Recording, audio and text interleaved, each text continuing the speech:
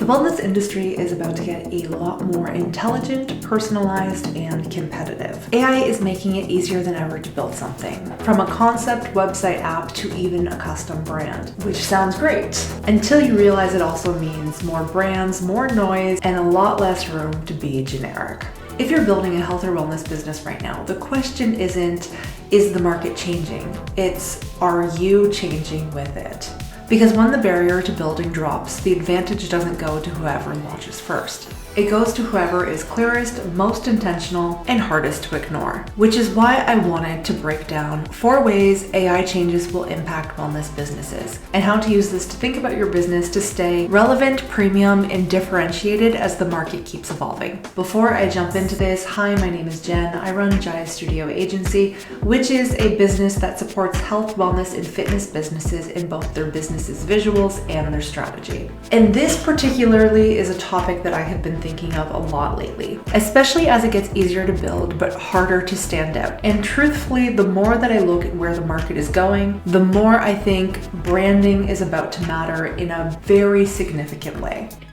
The first big shift is that it's easier to build something that looks finished. You can get an idea off the ground much faster than you could even a couple of years ago. And that part is very exciting. It means founders can test concepts, build with momentum, and get something into the world without needing the same amount of time, energy, or team behind them. But this now also changes the standard, because now cohesive design becomes expected. For a long time, having strong branding or a website that was easy to use could immediately set your business apart. However, that is no longer the case. Now that it's becoming the baseline of customer expectations, the question is changing quickly. It's not just, does your brand look good? It's, does it actually feel distinct and memorable? And honestly, I've even noticed a shift just from the inquiries that the agency is getting right now. It used to be, I'm building a business that's really unique and I want to stand out.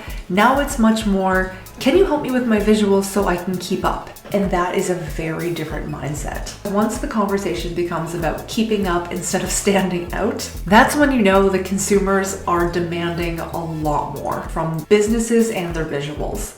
Part 2, human behavior becomes the anchor. Before you get defeated about the future of AI, there is one very human aspect that we cannot ignore. If you really want to predict where the market is going, it's actually better to bet on human behavior rather than technological changes. In a book that I just read called Same as Ever, the author explores this idea. If you want to predict the future, you have to predict how humans will react. Technology changes quickly, but human behavior really doesn't. A random but great example goes all the way back to ancient Rome. People were leaving opinions about businesses on walls. Archaeologists found a complaint about a watered down wine at a tavern literally carved into the wall, which is kind of like a permanent negative Yelp review. The format changed. We now just leave our reviews on the internet, but a few thousand years later, the instinct really didn't. People still want to share what they love, warn others what to avoid, and feel like their experience actually meant something. And this has been true since the beginning of time.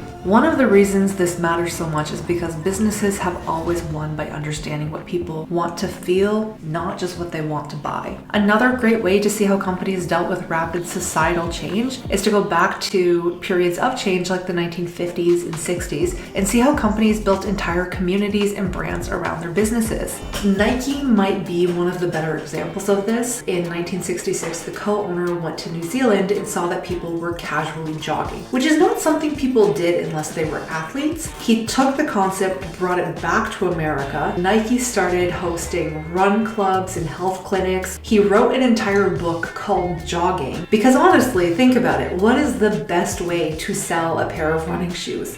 It's to convince everybody to wear more running shoes. How do you do that? You get people to join community and be a part of that. This concept of community stuck so much that today Nike is one of the biggest shoe brands. I forget what the stat is, but it's something like a new pair of shoes sells every 25 seconds. which is just mind-blowing. Even though this concept of community was from decades ago, it's still stuck until today. And that's why community-led brands keep winning, whether it's Nike Run Club, boutique studios, or premium training spaces. People are coming not just for the service, but the feeling around it. And that's what really matters in a lot of wellness businesses. They're choosing based on trust, emotion, identity, belonging, and whether your brand feels like something they want to be a part of. Tools keep changing, human behavior really won't. And once you understand that, the next question really is, how do you actually use new and emerging tools to enhance your brand presence and reputation without flattening it?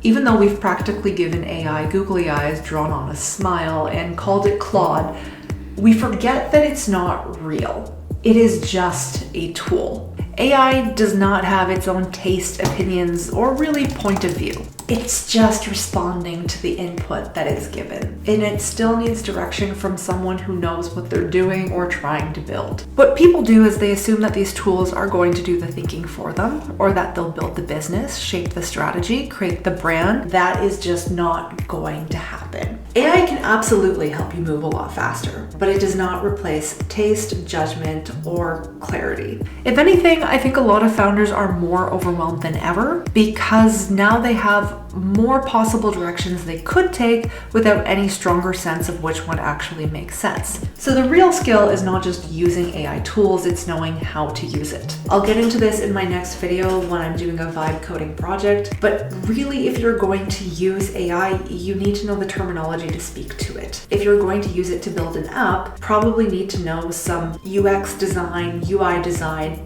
potentially coding terminology to be able to better instruct it on what exactly you want. Your edge is not the tool itself, it's what you build with it and the quality of your thinking. This matters a lot when it comes to design. Because if the business itself is unclear or the brand has no real point of view, you'll end up generating more polished confusion. And this is where we have tons of AI slop. It might be technically finished, but it doesn't look polished or cohesive. This is a whole other point, but people are building so quickly that soon the bottleneck is going to become distribution and sales.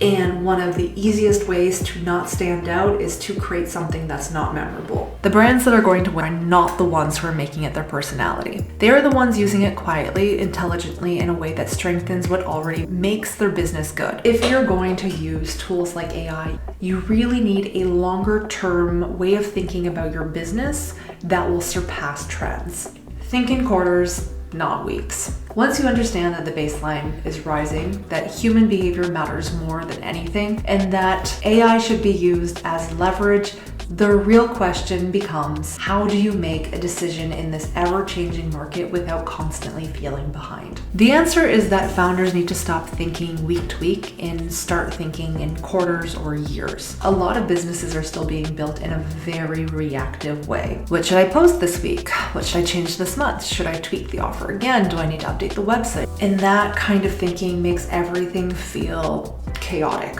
Because if you're constantly reacting, you're not building with much direction, you are trying to keep up. And over time, even if you're using AI tools, that creates a brand that is inconsistent, and even if the individual pieces like the posts or the website looks fine, as a whole, it just looks crazy. This is actually something I see all the time when I do strategy sessions, when I get business owners to zoom out and actually think about their 5 to 10 year goal.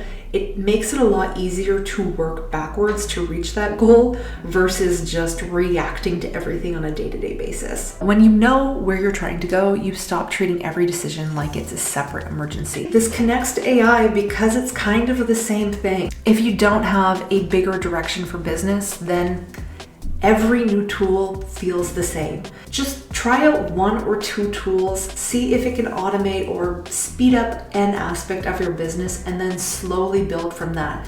But don't let AI now dilute the quality of your services or your products, because that is what's really going to hurt your relationship with your consumers. The strongest brands are not built from random updates. They are built from repeated signals. Be more deliberate, use the tools, test ideas, explore direction, but do it inside a longer term plan. If I had to sum all of this up, it's that the brands who are going to grow the fastest in this period are not just going to be the brands that leverage every new AI tool.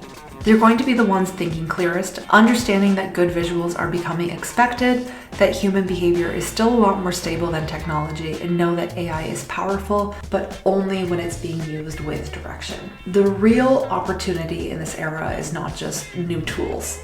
It's using them to build a business that feels more intentional and more emotionally relevant to the people that you actually want to serve. We are moving towards a hyper-personalized world. People are no longer buying services or products, they are buying access, trust, identity, and the feeling that your brand truly understands them. Do not build your brand around panic, speed, or what everybody else is doing. Build it around what your customers will always care about. Then use tools to support that. Because trends change, platforms change. But the businesses that people remember are almost always the ones who know exactly what they are, exactly what they stand for, and how they want their customers to feel. If you're trying to figure out what this means for your wellness business specifically, that is the exact kind of work that I do at Jaia Studio. Whether it's one-on-one sessions, branding, or websites, we work through all of your business problems and help you find clarity. And if you want a simpler place to start first, I've also linked my brand assessment tool below. Thank you so much for watching, and I hope that this helped you find some more clarity about how to position your business in this AI-first world.